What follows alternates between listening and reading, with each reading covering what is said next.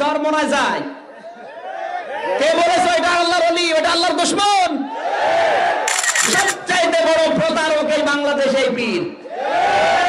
লেখাপড়া তো নেই, বাবা পীর ছিল, ও নিজে পীর।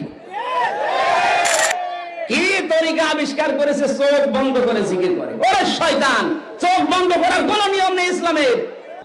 চোখ খুলে দেখ দুনিয়ার উপরে কারবালা চলছে, আর উনি বসে বসে হো হো চিটার। আর বাংলাদেশে কত ভণ্ড পীর, যাদেরকে আমরা হক্কানি মনে করি, এই ভণ্ড পীরেরা তাদের মুরিদদেরকে জানাচ্ছে কোন চিন্তা নেই, কিয়ামতের দিন আমার দাদা জান, আমার বাবা জান জাহাজ নিয়ে বের হবে। এর চাইতে বড় মিথ্যা কথা, ধোঁকাবাজি, প্রতারণা বাংলাদেশে কে করছে বলুন? সবচাইতে বড় প্রতারক, মিথ্যাবাদী এখন এই পীর। পীর নাম নিয়েছে।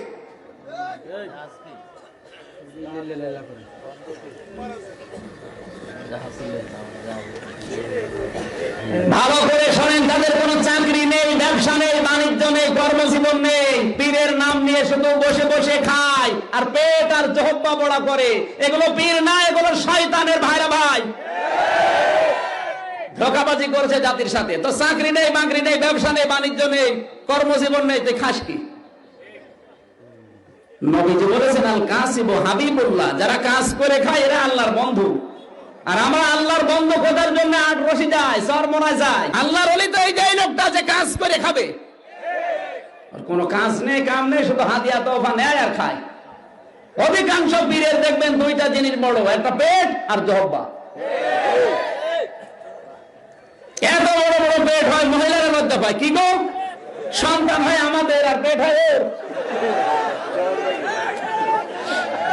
ভরি আমার মনে হয় ওর ভরির উপরে ও কোন মারা যায়। নাটক কম করো প্রিয়।